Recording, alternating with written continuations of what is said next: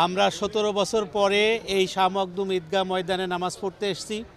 এই পবিত্র দিনে আল্লাহ যেন বাংলাদেশকে হেফাজত করে আমরা সবাই ঐক্যবদ্ধ থাকতে পারি।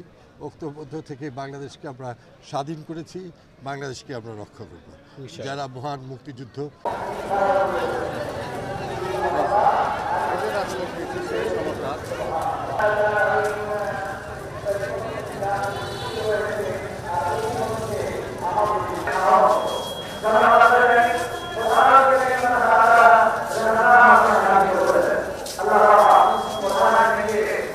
মানব মণ্ডলী নিশ্চয়ই তোমাদের কাছে এসেছে মাউইযাতুন মির রাব্বিকুম, তোমাদের রবের পক্ষ থেকে উপদেশ, ওয়া শিফাউন লিমা ফিস সুদূর, এবং তোমাদেরকে যা নামাজি আমরা নামাজ আদায় করে থাকি। তবে ঈদের মাঠে দুই ঈদের নামাজে একটু ব্যতিক্রম হয়, 3-3-6 তাকবীর অতিরিক্ত আমরা বলে থাকি, আদায় করে থাকি। আল্লাহু আকবার।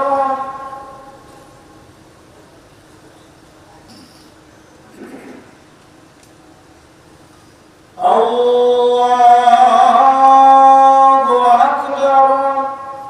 আল্লাহু আকবার। আল্লাহু আকবার। লিল্লাহি রাব্বিল আলামিন। সামি'a আল্লাহু লিমান হামিদাহ।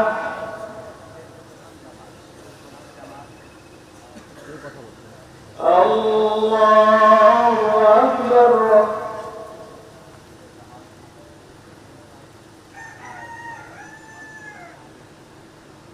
আল্লাহু আকবার। আল্লাহু আকবার। আল্লাহু আকবার। আসসালামু আলাইকুম ওয়া রাহমাতুল্লাহ। আসসালামু আলাইকুম ওয়া রাহমাতুল্লাহ। ربنا لا تزغ قلوبنا بعد إذ هديتنا وهب لنا من لدنك رحمة إنك أنت الوهاب। ঈদের জানাতে একত্রিত হয়ে সালাত আদায় করেছি, সুবহান পড়েছি। মেহরবানি করে আমাদের সকলের জিন্দেগীর तमाम গুনাহগুলো মাফ করে দাও। আমাদের তারাবির, আমাদের সিয়াম, আমাদের সাদাকা, আমাদের দান, আমাদের সকলের এবং আমাদের ওই মুসলমানকে তারা শহীদ করে দিল। আল্লাহ তাআলা বড় বড় খালেক বানাও, এরা এক নসিবে না থাকলে তোমার পক্ষ থেকে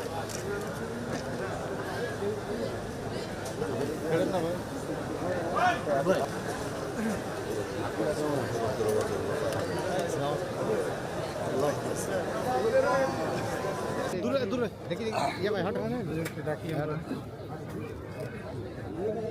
দূরে থাকো। গল্প হয়।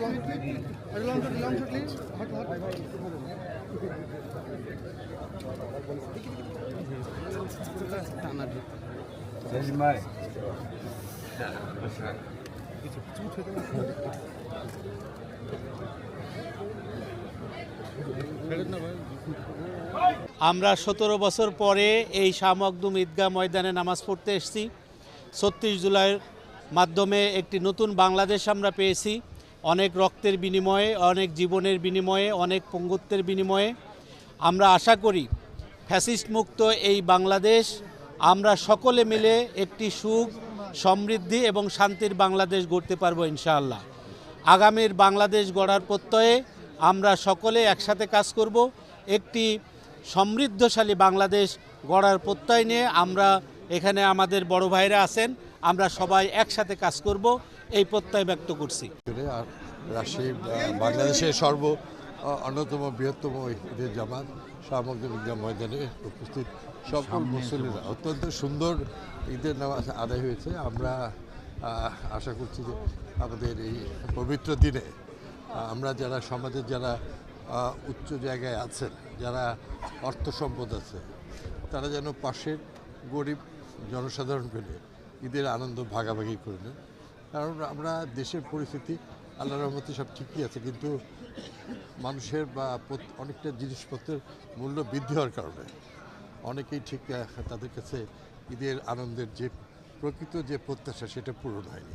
আমি এই পবিত্র দিনে আল্লাহ যেন বাংলাদেশকে হেফাজত করে আমরা সবাই ঐক্যবদ্ধ থাকতে পারি। ঐক্যবদ্ধ থেকে বাংলাদেশকে আমরা স্বাধীন করেছি, বাংলাদেশকে আমরা রক্ষা করব।